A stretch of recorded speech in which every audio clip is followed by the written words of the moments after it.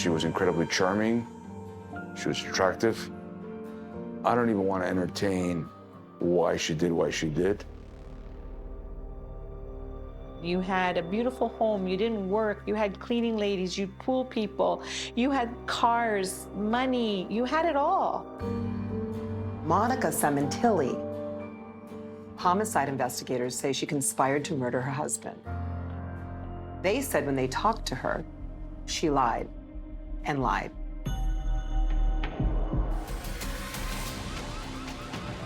I was hearing about break-ins. At the time, in that particular area, there were a lot of what they call knock-knock burglaries. I was hearing about home invasion. It was assumed that it was a couple guys that had jumped the fence and it was a robbery. What happened on the day of the murder? That night, at about 5-something, I got a text saying, "Come to my house, I need you." I get the phone and I'm in disbelief, saying, what? Because I can't believe it. And it was Monica. She was crying and distraught, and she was saying, "They killed Fabio." Fabio Sementilli. Fabio was an executive in the beauty business. He was a former hairdresser. My queen, he called her. He would come home, drop his bags, sweep her off her feet, and dance with her. He was the love of her life. And he loved his kids. It looked like a textbook break-in. A robbery gone wrong.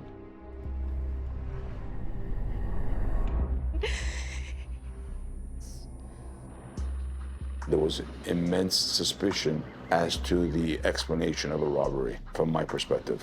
Didn't sound right. Didn't sound right. We're here to announce the arrest of 2 individuals in connection with the murder of Fabio Sementilli. Over the past several months, investigators have developed information and identified Robert Baker and Monica Sementilli, who is the wife of our homicide victim, as responsible for his murder. Detectives say Monica Sementilli had been having an affair. Her boyfriend was arrested and charged with murder. But so was she. I'm like, "You sure?" There's no effing way. Now, the boyfriend has been convicted. He has been sentenced to life without parole. And Monica Sementilli is about to go on trial for murder. According to the prosecutor, she was the one with all the information and intelligence, and she fed it to him, and he was the executioner. The daughters she shared with Fabio are standing by her. We want to clearly state that we will continue to stand by our mother as we have done for the last 6 years, and we will fight for her innocence. The defense is going to say there is no hard evidence. By the way, there's no evidence that Monica Sementilli conspired to kill her husband.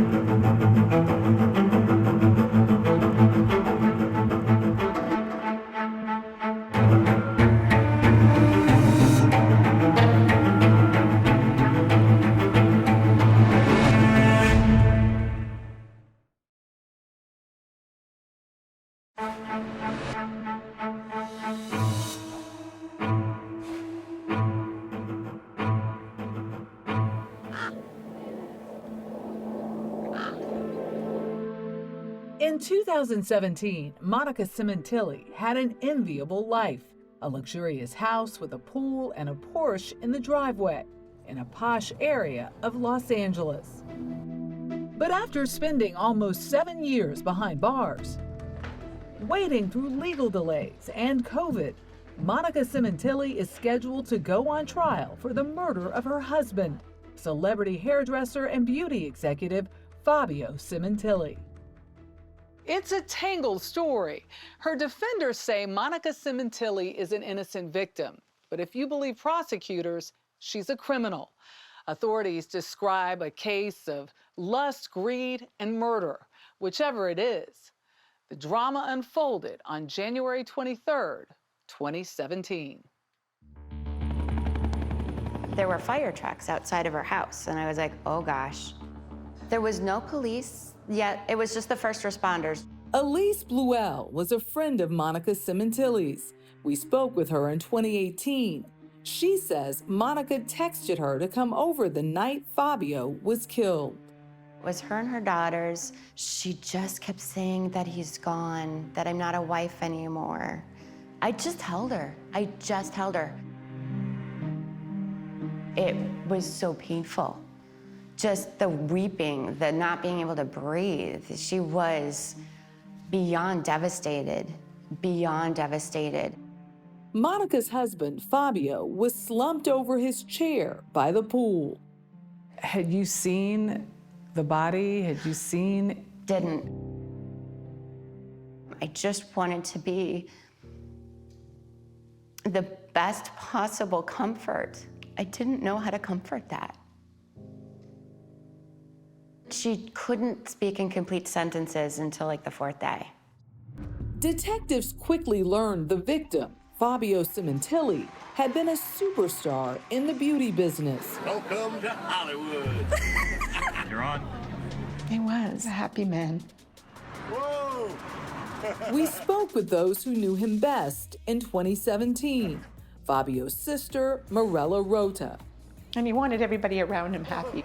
All right, and now it'll go backwards, you're saying?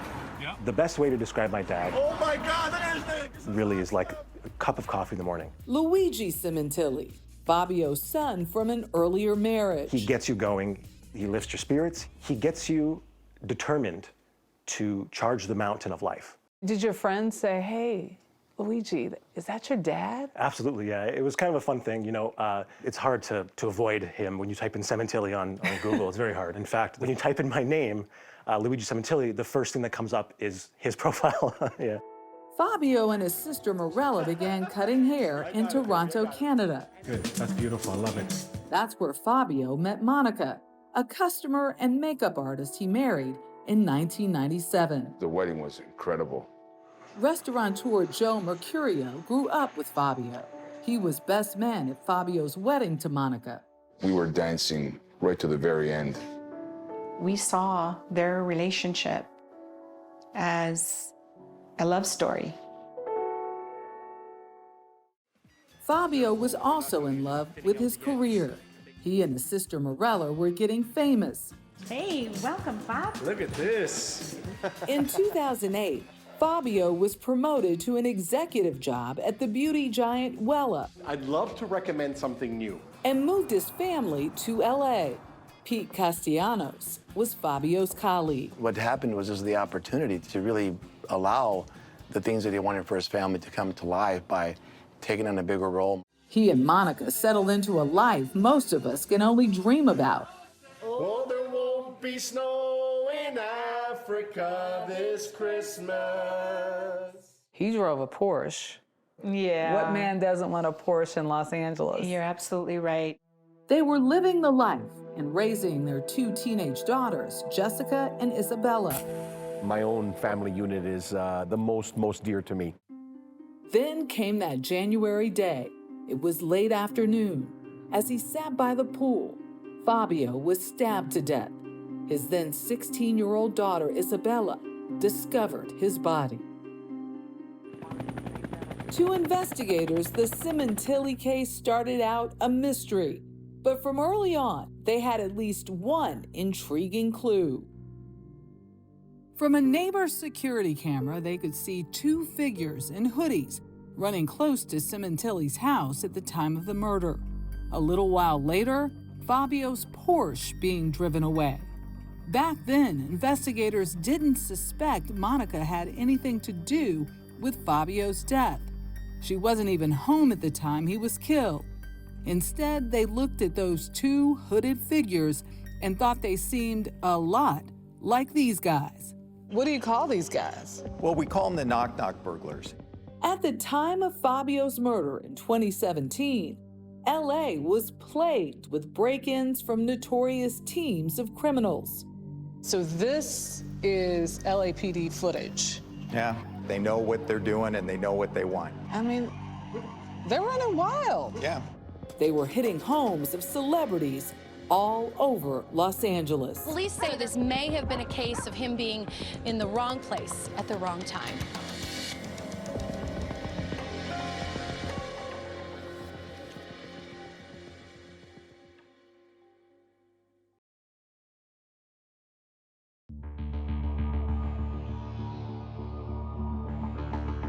At least 7 celebrities had hundreds of thousands of dollars worth of jewelry taken. It was 2017, and for years, the homes of LA celebrities were targeted. High-profile victims include $300,000 from former Lakers star Derek Fisher, $175,000 for Nicki Minaj, and $2 million from Alanis Morissette's Brentwood home.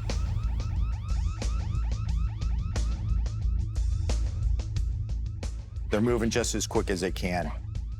In and out in about 3 minutes. They ransack a bedroom, find some jewelry, and get out. William Dunn, a Los Angeles Police Department detective at the time, had hours of videotape of the knock-knock burglars in action all over wealthy Los Angeles neighborhoods. This one comes from a home just a few miles from Fabio's, months after his murder. They seem to know what to look for. Right. They're looking for jewelry. They're looking for cash. Look at him. Yeah. See, he's checking clothes. He's feeling the clothes to see if somebody's put jewelry or cash in some of the pockets. See, now he's seeing that safe. See, and now he tells his buddy, hey, look at what we found. Now look at how many seconds. And this is a real heavy safe, but they're very determined. They put a lot of effort into it. And it's so heavy, he can't lift the thing, but look at how he's just gonna slide that thing out. So they got the safe, that's pay dirt, They're and gone. off they go. Yep, you see, they're gone. To detectives, those 2 hooded figures recorded on a neighbor's surveillance camera near Fabio's house right around the time of his murder looked a lot like the knock-knock burglars. And the Sementilli home had its own cameras.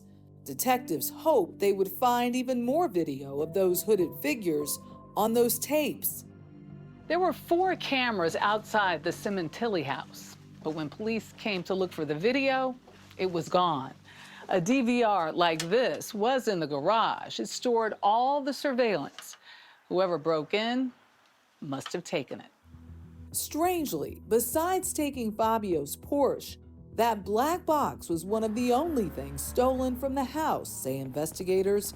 Monica told them she thought some inexpensive jewelry and $11,000 in cash was possibly missing. But she wasn't sure, detectives say. The home safe hadn't been touched. The only thing I thought that was unusual is why didn't they take more? Why didn't they take his watch?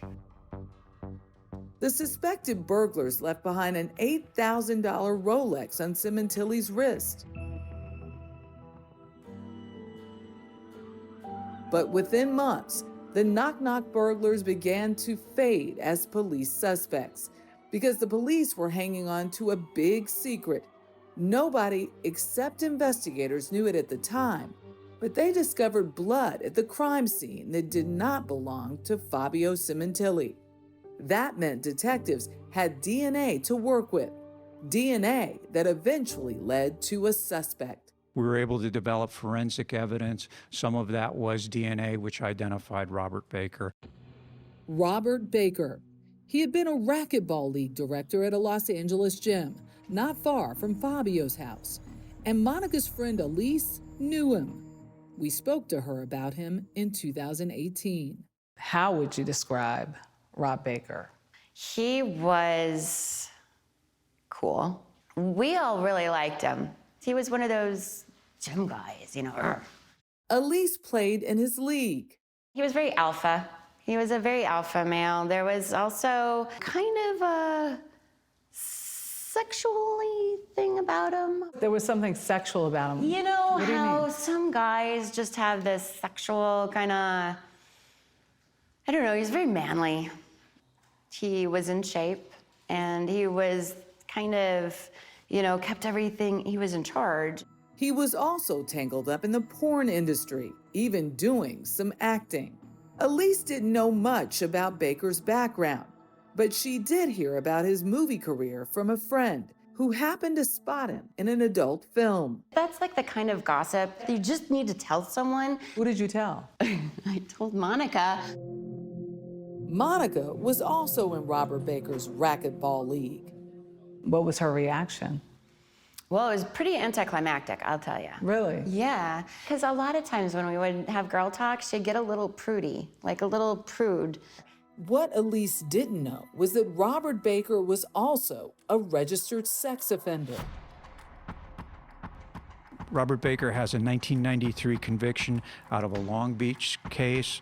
It's for lewd and lascivious acts with a minor. Police say Baker served time for that offense against a teenage girl. For months, police watched Baker and they discovered two things. First, he was definitely not one of the knock-knock burglars. And second, he made thousands of calls and texts to, of all people, Monica Sementilli. In fact, just days after Fabio's death, Monica held a wake in her backyard, and Robert Baker actually showed up. You did meet him. I did. Morella says she saw Monica hanging out with Baker. I saw her back outside again, the drink, smoking, and talking to this guy. I found out that that was his name, Rob, and she introduced me to him. Luigi noticed him too. Robert and Monica were in the corner talking to each other, sort of away from the party. And there was something else Luigi noticed about Baker. He had bandages on his hands. One guest even snapped these pictures of Monica and Robert Baker together. If you look closely, you can just make out a bandage on Baker's finger. Police would later conclude Baker cut that finger when he killed Fabio, and that's how his blood was at the scene. Detectives visited Monica at home, using what they called a ruse, telling her they were investigating the knock-knock burglars, when in fact, they were investigating her and secretly following Monica and Robert Baker. And according to authorities, it paid off. They say they found evidence that Monica and Baker were having an affair and conspired to kill Fabio. Over the past several months, investigators have developed information and identified Robert Baker, 55 years old, of Canoga Park, and Monica Sementilli, 45 years old, of Woodland Hills, who was the wife of our homicide victim, as responsible for his murder. He said, we arrested Monica for the murder of your brother and Robert Baker for the murder of your brother. And I was in shock. I'm like, you sure? You know, I was in shock. According to the prosecution, these two were plotting and planning to kill Fabio so they could live their life together. Mary Fulginiti is a former federal prosecutor and a 48 Hours consultant. It was a very complicated investigation. As authorities hustled Robert Baker and Monica Sementilli into court, they each pleaded not guilty. Calling the case of People versus Robert Baker. But almost 6 years later, Robert Baker changed everything. When he came to court that day, people were stunned.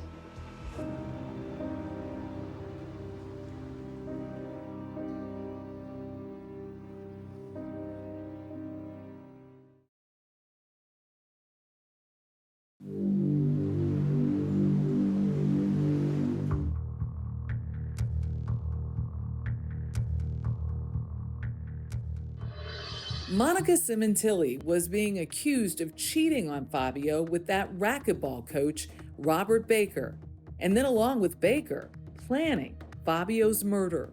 My instant and thorough and complete reaction was, There's no effing way. I was there. She was decimated. After months of crying and grieving alongside Monica, Fabio's family couldn't believe it either. 20-some years in my life, she was like a sister. She was a cool aunt to my kids. She was lovable. The whole family felt that way about her. Then in 2023, Baker skipped trial altogether and pleaded no contest. Robert Baker pleads no contest, and that's in essence accepting responsibility for the murders.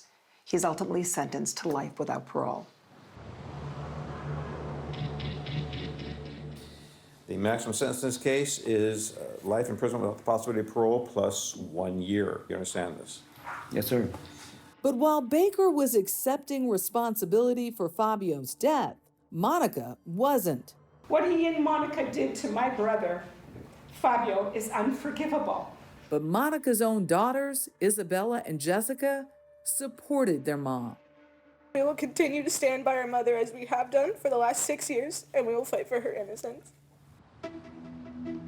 As Monica prepared to go to trial, her defense attorney, Leonard Levine, made a statement. We are confident that Robert Baker's guilty pleas and his truthful testimony will finally establish once and for all that Monica Sementilli had nothing to do with the planning or the murder of Fabio Sementilli, her husband. Monica's defense team wasn't answering questions before trial, so we asked New York-based defense attorney Julie Rendelman to review Monica's defense team's pretrial motions. There's no witnesses that we know of so far that are going to come forward and testify that she planned this murder. She says Monica's relationship with Baker doesn't prove anything. It seems to strengthen the DA's case that not only did she have an affair, but the person she was having the affair with is the killer. I hear you, but the problem is that simply because an individual is having an affair, you cannot take the leap to get to an individual being responsible for the death of their loved one. Certainly not beyond a reasonable doubt. But the prosecution says the affair is key to establishing a conspiracy between Monica and Robert Baker, an alleged conspiracy detectives spent months tracking. How long was that investigation? 5 months, 5 to 6 months. While the DA also declined an interview before going to trial, former prosecutor Mary Fulginiti reviewed the case against Monica. So this is the scene of the crime. Yeah. This is where the two joggers, came, according to the video from a neighbor, running up here toward the house. Prosecutors say that first hooded figure in the green sweatshirt is Robert Baker. So what about that accomplice? We don't know who that person is. It's a mystery. What does this indictment say about Monica Sementilli? Yeah, this indictment is a very detailed outline and timeline of the plot to kill Fabio Sementilli. The motive here is simple. This is love and money. This is one of the oldest crimes in the book where, two lovers desperately wanting to be together, and they try to get rid of one of the spouses so they can be together for what? For financial benefit. And that would mean the $750,000 life insurance policy, the house, 401ks. Police say the plan was to stage the scene to make it look like the work of the knock-knock burglars and throw police off their trail. And they believe Monica was deeply involved. They believed she was the one that coordinated everything, the one that showed him, where the house was, where the DVR was, so that he knew where to go to rip it out of the walls, how to get into the house. And that's not all. The prosecutor says 6 months before the murder, Monica forwarded this email sharing details of her home security system with Baker. She provided the password, the username, the login credentials, as well as the user manual to Robert Baker the same day that she received it from the surveillance company. And then there's the day of the murder. Prosecutors say Monica's behavior that day is a key element of her role in the conspiracy to kill Fabio. According to prosecutors, this surveillance video shows Monica left home at 3:26 p.m., driving the family's black Ford F-150 pickup. This is where she came, according to prosecutors, to establish her alibi. So a lot happens in this parking lot. She pulls in here in her Ford 150 pickup truck right in front of this store, stops for just a few minutes. Prosecutors say they have video where it appears an individual gets into Monica's truck. They say that person was Robert Baker. Monica then goes alone into the Target store and begins shopping. But as she leaves, prosecutors say this surveillance photo shows her fixated on her phone. They would tell a grand jury it appears she was streaming video from her home, a lot of it. But what was Monica watching? How do you think Robert Baker's plea will affect Monica Sementilli's trial? For a look at a timeline of the case, go to 48hours.com.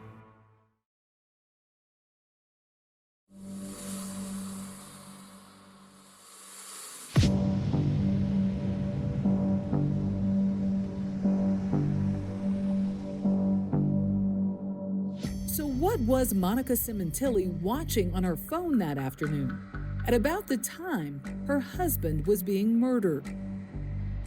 The phone records and data show that she's connecting to a unique IP address. It happens to be the IP address of the house.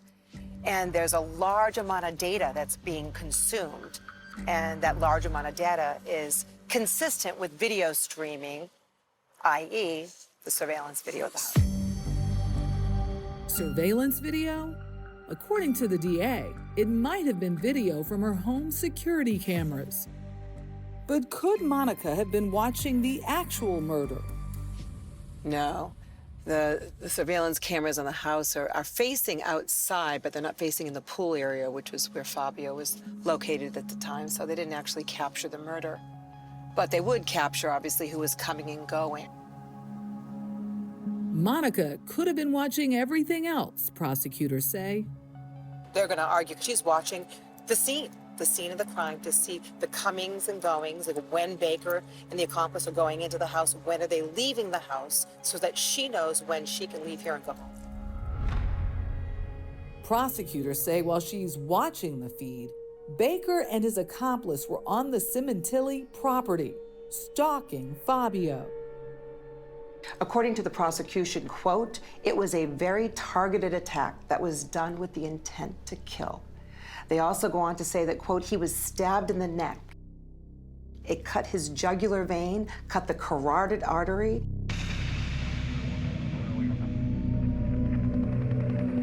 And there's more evidence of the plot to kill Fabio. Prosecutors say Baker was planning a future with Monica. The DA says that about 2 months before the murder, Baker told a friend that he'd been dating this woman for about a year, and that he sent a picture of that woman, and that woman was Monica. And then 2 months later, Fabio was killed.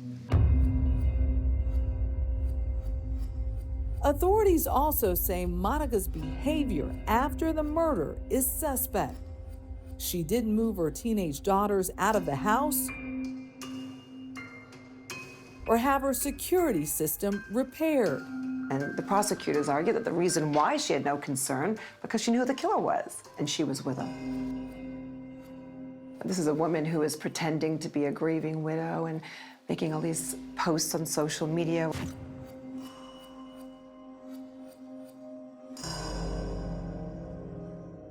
Who at the same time is carrying on a torrid love affair with the man who actually killed her husband. Prosecutors made explicit photos public in court filings.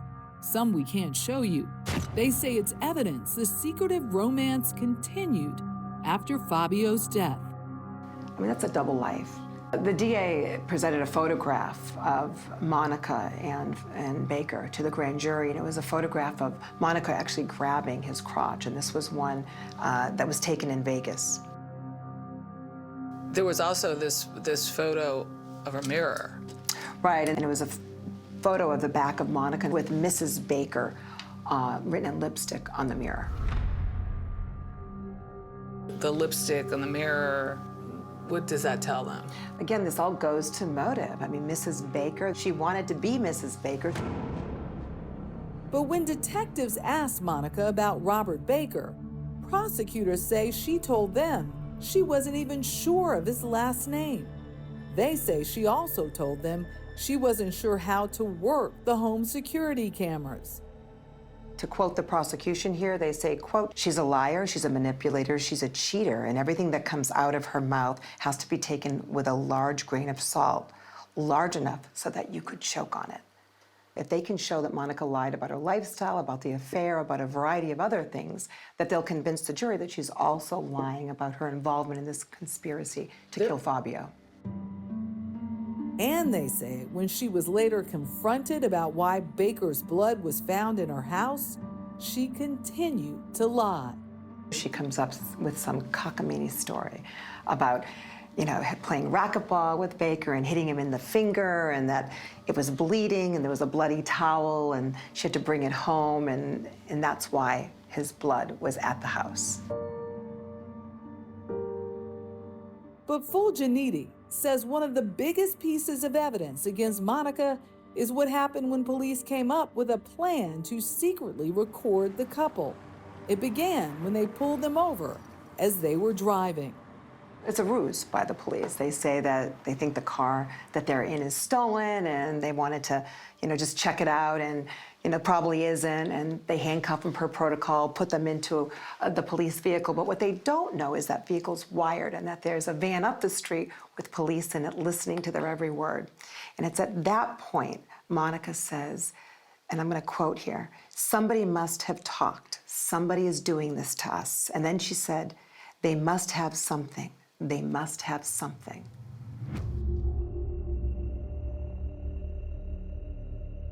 That's pretty damning evidence. As a former prosecutor, that is close to an admission to being involved in this conspiracy.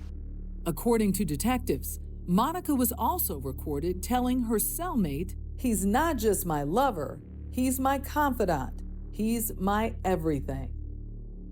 Detectives also intercepted letters Monica wrote to Baker from behind bars, saying, "I'm always amazed how we both know what the other is thinking. Destined. And I miss you so much, my love." When you look at these pieces in the totality, it's going to put together a pretty perfect puzzle here, and the puzzle will paint this picture that Monica conspired with Baker, that he did not do it alone, that they did it together. But Monica's defenders say the case against her is flimsy, and they say Baker did it without her. Robert Baker may have killed him because he wanted him out of the way. Maybe he did it because he hoped that by killing him, he would get Monica to himself. That in and of itself does not establish that Monica was in on the murder.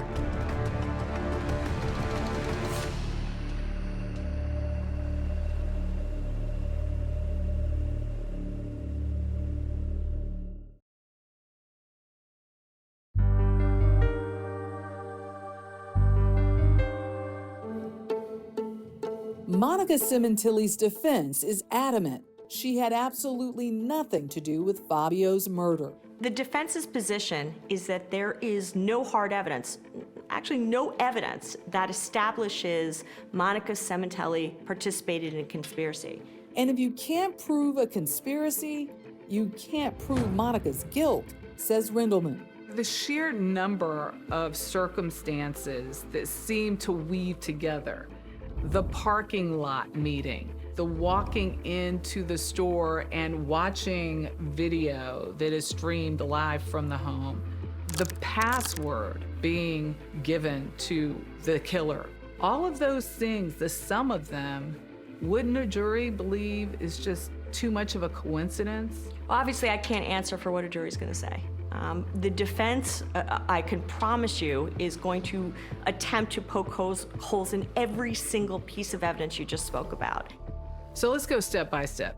The sharing of that password for the surveillance video. So there is no question that she shared the password. But Rendleman says there's no connection between sharing that password and a murder plot. And there's absolutely no evidence between the 6 months that she shared it and the day he was killed that establishes there was any plan in place between them whatsoever to have her husband killed. Not a text, not an email, not a conversation with her best friend saying she's over her relationship. The second issue is there's absolutely no evidence that Robert Baker downloaded the app or ever even used the app. Let's talk about the actions in the parking lot the day of the murder. Someone appears to be getting into the car. Keep a couple things in mind. One is, from the defense's perspective, the video footage is so grainy that you can't make out who, if anybody, is getting into Monica Sementilli's car. And what about the allegation that she was watching video of the house as the murder took place? Once she went inside the Target, there was a point in time where she seemed fascinated, fixated on her phone. Well, I'll tell you one thing, the prosecution doesn't know what she was watching on her phone. They cannot articulate, nor will they ever be able to articulate, what was going on in that phone. But it was being streamed from her home. She could be watching a show just like any one of us watches a show while we're walking along. The prosecution really digs in on Monica's character, fact that she's having an affair. Well, let me quote what the defense says in regards to that. Quote, the prosecutor's evidence of Ms. Sementilli's affair, and specifically the sexist and lurid manner in which it was presented, was irrelevant, improper, and unfairly prejudicial to Ms. Sementilli. They go on and say the sexual and romantic details of their affair were simply irrelevant to the question whether they conspired to murder Fabio Sementilli. But then, why lie to investigators, allegedly saying she was unsure of Robert Baker's last name? The question becomes, why is she lying? Is she lying because she committed a murder, or is she lying because she has been in a tryst with someone for quite a while and doesn't want the world to know, particularly law enforcement? Prosecutors did find it suspicious that on the night Fabio died, Monica was already inquiring about his life insurance. But Rendleman says it's not odd. I understand how it could look insensitive to start asking about a life insurance policy so soon after. But if you're an individual that is not financially sound, you have 2 girls at home, you have potentially a mortgage to pay, you have bills to pay, you are going to be worried about the financial security of your family. And come trial, says Rendleman, what may really help Monica is that she won't be tried with Baker. The jury will not see the man who committed the actual murder at the defense table next to Monica. And that could make the case harder for prosecutors, says Mary Fulginiti. And the fact that he's her lover and the killer, the one that the DNA is around the house. I mean, that there is a spillover effect, and that all would have, potentially impacted, I think, the jury in this case, and he's no longer there. Would you say it was his last gift to Monica? Yeah, I would, because there's absolutely no other reason for him actually to plead straight up, without any real plea bargain here, to life without the possibility of parole, except, I guess, his last murderous, chivalrous act. But it seems Baker may have an even bigger impact on Monica's case. 48 Hours went to see him in jail, and he told us Monica had nothing to do with the murder of Fabio, and she never knew that he was Fabio's killer. Baker also told us that he's no longer in touch with Monica, and he has not decided if he will testify. Another factor that could help Monica, says Rindleman, the daughters Monica shared with Fabio are standing behind their mother. And so there's an argument to be made that the jury's looking at the daughter saying, if they believe her after all this, shouldn't we? As for Monica herself, she's never spoken publicly, except at a memorial for her deceased husband. How lucky am I to have lived the greatest love story of all time? The story that people only read about.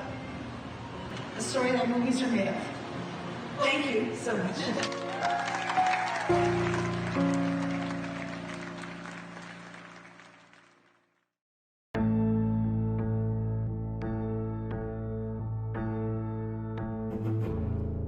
Need more time with 48 Hours? Go deep behind every true crime episode with first-hand accounts from 48 Hours Investigations. Were you at all prepared for what happened in this case? Shock is the word that comes to mind. Get inside the twists and turns and get in on the case. Listen to Postmortem from 48 Hours, now available wherever you get your podcasts.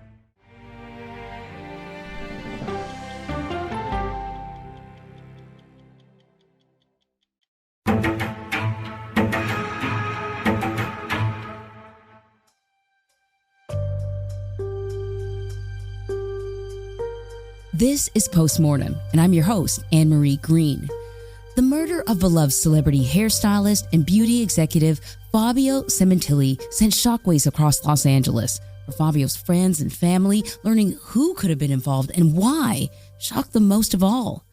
So with me to discuss the latest updates and some big news for the case are CBS News correspondent Michelle Miller and producer Greg Fisher. Welcome, guys. Hi there. Hey, great to be here. So 48 Hours has covered this story from the very beginning. 48 did a broadcast at an hour in 2018. How did you first learn about this case? There was this open case of this guy who'd been murdered, and I live in Los Angeles. And it seemed like a pretty high-profile case to just be lingering around with no resolution. And I started asking around some of my sources at LAPD, and I think it was more what they didn't say that made me wonder, wow, something's going on with There's this case. some layers here. Yeah, they don't want to tell me what's happening. And I actually called Monica because I wanted to just talk to her and find out, hey, why is your case open? Do you have any leads as to who killed your husband? What did she say? I had a brief conversation with her on the phone. But she just said, oh, I'm really busy. I'm on a plane. I'm taxiing on the runway. I'll call you back later. And she never called me back. And then a few weeks later, she got arrested. And I said, oh, wow, this is a story for us. Okay, so Michelle, I want you to sort of take us through how this whole thing unfolded. So on January 23rd, 2017, Fabio was brutally murdered by his pool at home. And at the time, investigators were stumped. They just couldn't fathom why anybody would want to kill this man. He was a celebrity hairdresser. He had come from Canada, having been doing all kinds of hair shows. He was well known in his industry. And everyone we spoke to, his friends, his coworkers, his family, they just say he was this beloved person. No one could figure out why somebody would not just kill him, but kill him so brutally. And his daughter discovered his body, which was really, I can't even imagine that happening. He had no known enemies. And at first, police believed he was yet another victim of the notorious knock-knock burglars who had been robbing the homes of Los Angeles celebrities for years. Some of their victims had been basketball star Derek Fisher and singer Nicki Minaj. But the thieves typically just stole cash. They stole jewelry. But no one would end up being killed in these things. What was surprising, whoever killed Fabio left an $8,000 watch, a Rolex, on his wrist. What we learned later on is that the people that killed Fabio wanted to set it up to look like a botched burglary, knock-knock burglary, who knock on the door to make sure nobody's home, and then they break in. I remember the knock-knock burglars because it made sort of national news. And in watching the video, the surveillance video, as well as the knock-knock video, I thought, yeah, they do look a lot like them.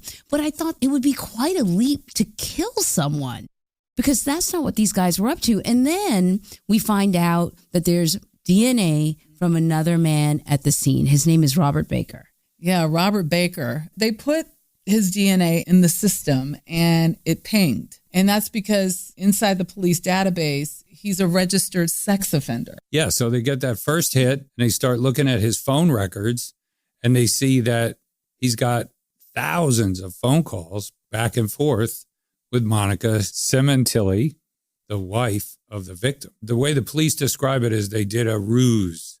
So they don't tell anybody about the evidence they have against Robert Baker.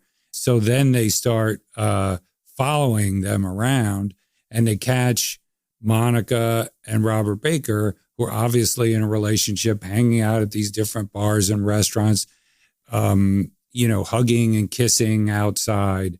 And they start taking photographs. And it takes a while. It's almost 5 months after Fabio's death. Monica and Robert Baker, they're arrested for his murder. One big question still remains. How involved was Monica in her husband's death? I mean, is it really just the love affair between the two that prosecutors think was the motive for her involvement? Well, prosecutors say that's one angle, but the other is $1.7 million worth of life insurance. That's their theory, that it was love and money. You think, why murder someone that you once loved? And you talk to family and friends, her close friends, and they just see them as the picture of a love affair. Yeah, and the family was devastated. So they had been married for 20 years, and by all accounts, their relationship pre-Robert Baker was a loving one. So the idea that you would have your husband murdered so aggressively, defense attorneys are arguing, it just doesn't add up. Right. I imagine friends and family are sort of racking their brain, looking back. Were there any signs? And you guys actually spoke to one of her friends. Michelle, you spoke to Elise. Yes. We interviewed Elise in 2018. She described how Monica reacted to her husband's murder. She said she was inconsolable. She was called over, in fact, by Monica the night that Fabio was murdered. She said she couldn't complete full sentences. She was crying profusely. And for Elise, it just didn't seem fathomable. It was the last thing on her mind that, Monica could be involved in this way, because she exhibited such love for her husband during the times that she saw them together. Yeah, and Michelle, your interview was so great with Elise because there was that point where she was so emotional talking about trying to console Monica. She'd never been in a situation before where somebody's loved one was murdered that afternoon. And she talks about just holding her, and you can see the emotion in her eyes when you were talking to her. And you wondered about the feeling of betrayal when Monica's then arrested. While family and friends are watching Monica after the murder of her husband, investigators are watching her. And there are a few things that stand out in terms of the behavior. One of them doesn't seem like a big deal to me, but she doesn't leave the house. She doesn't move out of the house. I thought to myself, I could understand this is where your husband was. Maybe you don't want to leave that. But then she doesn't repair the security system, which does seem odd. Yeah, and the prosecutors are arguing she was too comfortable leaving her children home alone. She would stay out. She went away for the weekend with Robert Baker. And the prosecutors argue that she felt, well, I know there isn't a killer on the loose because I'm with him. The defense argues that's not true, but that's part of their rationale for the case. So can we talk a little bit about Robert Baker? Because before I watched your hour, the first picture I saw was the last court appearance that he made. And I just thought, this guy, former porn star, uber masculine, had something about him. I just didn't get it. But Greg, you actually met with him. Yeah, I went to the jail and I met with him. And right at first, I was struck. He looked well. He always seemed kind of like this bedraggled character when I saw him in the courtroom. But when he showed up to talk to me in jail through the glass, he looked like the guy from the gym. He looked like a racquetball instructor. He was fit, like he lifted weights, and he was disarmingly charming. We really talked for 30 minutes and he was asking me questions. He was working it, I realized afterwards. Did he work you? Just in trying to get his message across. What was the message? He and I acknowledged, like I always do in those kinds of jailhouse interviews, that the phone call's being recorded. The police are listening to every word he says to use it against him or Monica. And so he knows that. So I think he was trying to send a direct message that Monica was not involved in the crime in any way, shape, or form. So the assertion that you brought up from prosecutors is that Monica is the brains behind the operation, that he's the muscle, but she's the brains. What do they mean by that? Well, they mean that, one, that she knew the timing of when her husband would be at home. She knew where the surveillance cameras were outside the home. She knew the security system passwords. She's the one with the access to the financial reward if they're in on it together. I mean, the prosecutors have 56 overt acts which they claim constitute the conspiracy, and those are the things that Michelle is listing. And they say that she tried to establish an alibi as well. So I want to go through the timeline. Monica Sementilli left her home around 3:26 p.m. Just less than an hour later, about 4:18, there were two hooded figures that rounded the corner. The surveillance camera from a neighbor's home picked them up.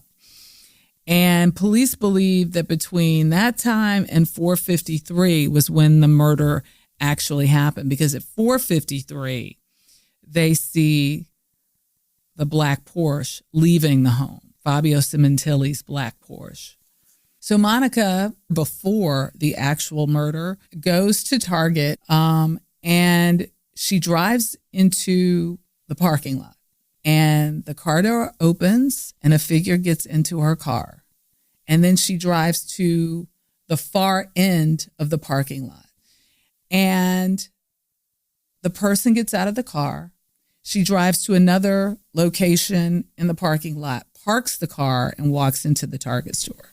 The prosecution believes this person who got into her car is Robert Baker. That's how the prosecutor describes that tape. But the defense describes that very same Target surveillance video of the parking lot, saying, you can't see anybody get into her car. You don't even know if the door opens.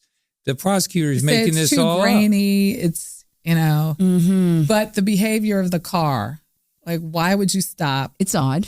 Why would you park over on the other side, right, stay there, and then come back and park in a different location?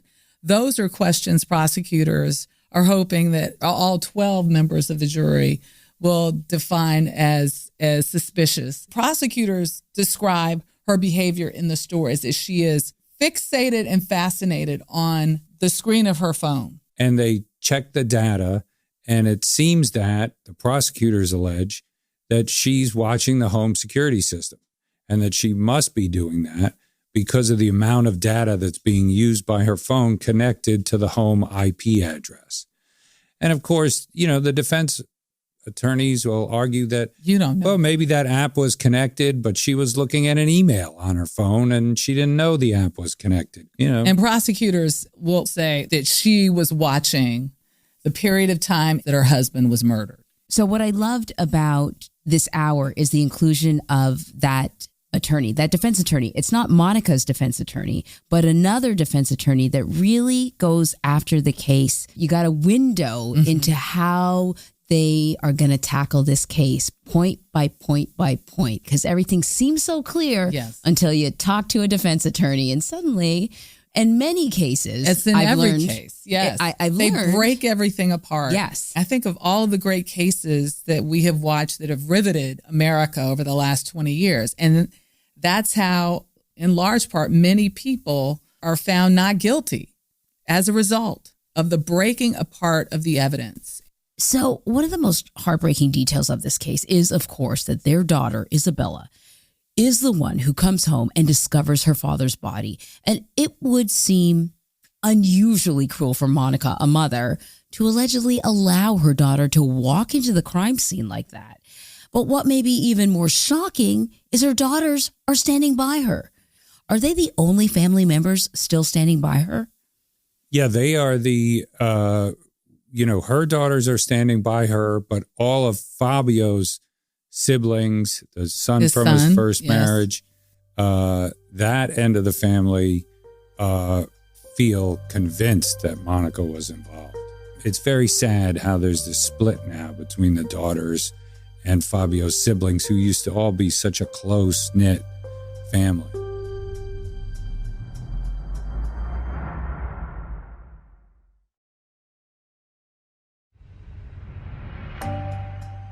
So, Michelle, you interviewed so many people from Fabio's life, his friends, his family. I could feel his energy through the screen. Even in sort of shaky family video, you could see he was a big personality. Fabio was a self-made man. You know, he and his sister, they were so incredibly talented that they created opportunity after opportunity for themselves.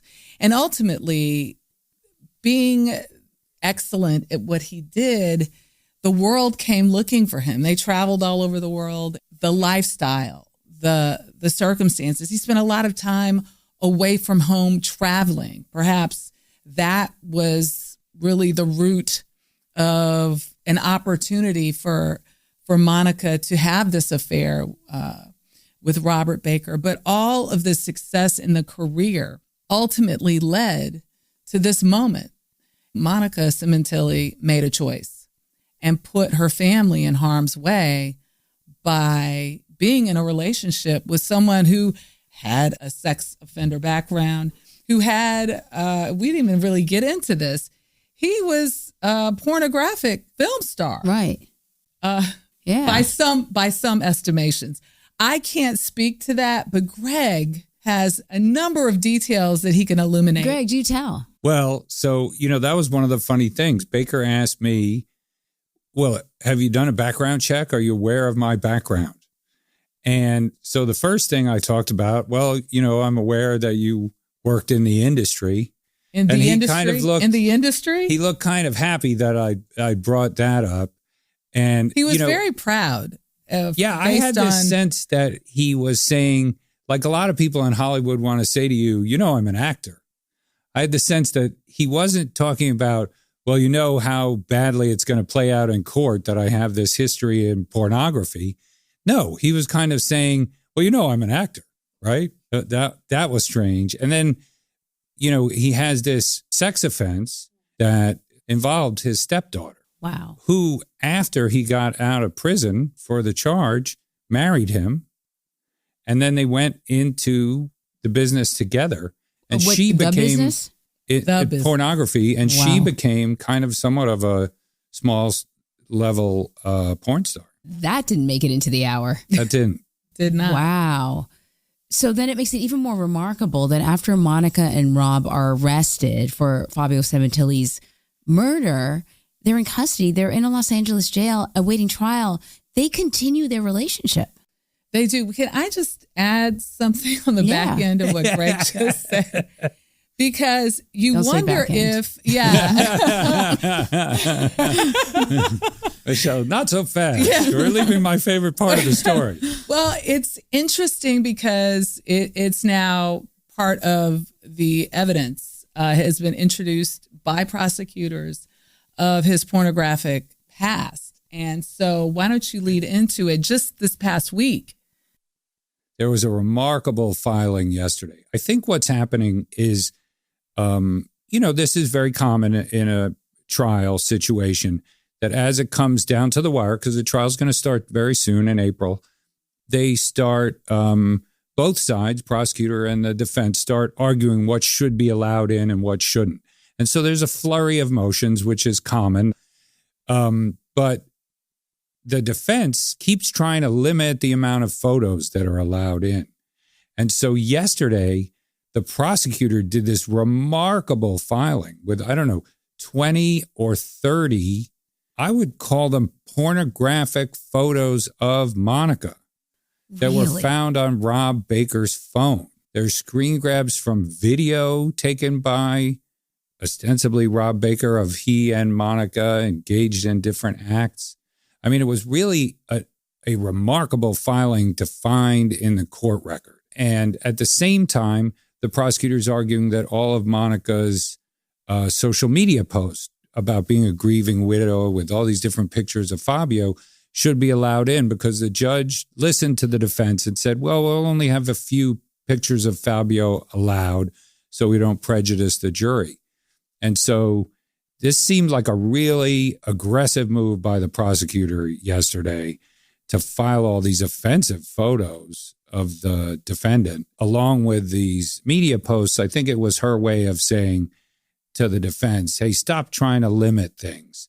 Don't forget how much is out there. Well, It was shocking. I said to you earlier that when I watched the hour, I thought it doesn't seem like there's a lot of proof of this affair. Clearly, there's a lot more that didn't come to light.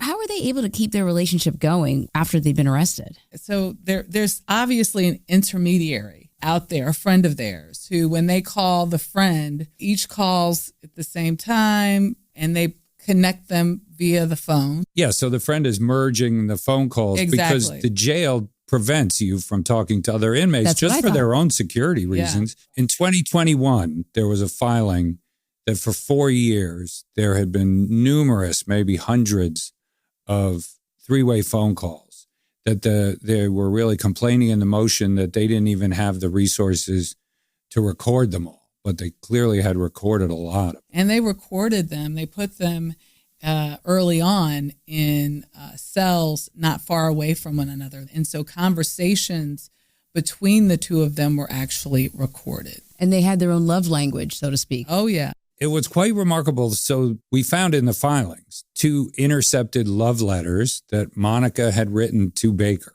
We assume they actually maybe even have more, but those were the 2 that were in the filings. And she would sign them like saying LOML, love of my life. They referred to one another as their ride or die.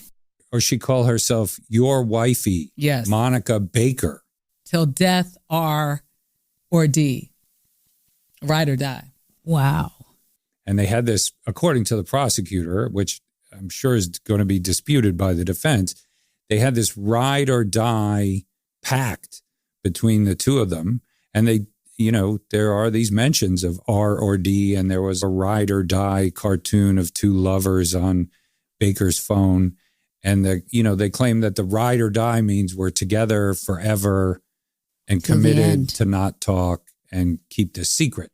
But the defense is going to say that's a big leap for the prosecutor to make, but the prosecutor is making it. But you also said that Robert Baker claims they are no longer in contact with one another. Right. So all these letters and overhears, which they call them, the recordings of the 2 of them talking in jail, happened during the first year. So it's not clear if they're still in contact. Baker claims they no longer are, and that the last time he passed Monica and spoke to her in a random coincidence between jails, she cursed him as a murderer. So ultimately, what we know is that in 2023, Robert Baker pleads no contest, meaning that he essentially accepts responsibility for Fabio's murder. He's sentenced to life without parole. What impact can his admission possibly have on the outcome of Monica's trial? Was this a gift? I mean, you sort of asked that in the hour. It's a win for Monica in that she's no longer sitting beside the person that admitted to killing her husband. So he's no longer in line of sight, so to speak. Yeah, and you've got to realize that Monica's defense attorneys tried time and again with the judge to get the cases separated so they'd have separate trials. And the judge denied that request. So Baker, in one fell swoop, by pleading, he just said, I'm done. I'm not going to fight it. I'm going to go down for life. And he didn't get a deal. He gave her that severed trial that her lawyers were unable to get through legal means until he made it happen. And Greg, when you talked to Rob Baker, you said that he made it clear to you that Monica had nothing to do with this. But he said something else, too, about if Monica had known. Yeah, it was a interesting statement. He said, if she had known, I would have been in here in jail a lot sooner. His meaning was that if she had known I did it, she would have turned me in. And the prosecutor says, no, I have 56 overt acts that, tell you're lying about that. You asked him directly if this was one last gift to his ride or die.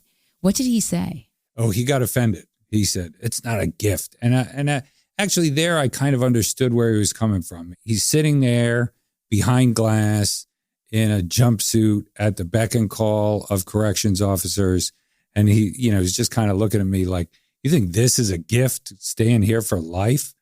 And I said to him, well, you know as well as I do that Monica's lawyers wanted to get the cases severed. You were sitting there in court while they argued it before the judge, and they were unsuccessful until you made it happen. Sounds like a gift to me. And why not fight for your freedom? Why didn't he plead not guilty? Well, that was another question I asked him. I said, listen, it's only a 1 in a million shot because your blood and your DNA is at the crime scene, in the car. It's a slam dunk case against you. But I said to him, most people take that 1 in a million shot because it's all they got instead of being in here. He hasn't technically confessed yet. He made it clear that he was the killer and no contest. He acted without her. What he said was, you think there's due process? And he was kind of saying to me, like, you naive person sitting out there, you haven't faced the system. There's no due process for people like me once we get inside here. And I said to him, well, there kind of is due process. I mean, you got a lawyer. He was paid for by the state. He's got a good reputation.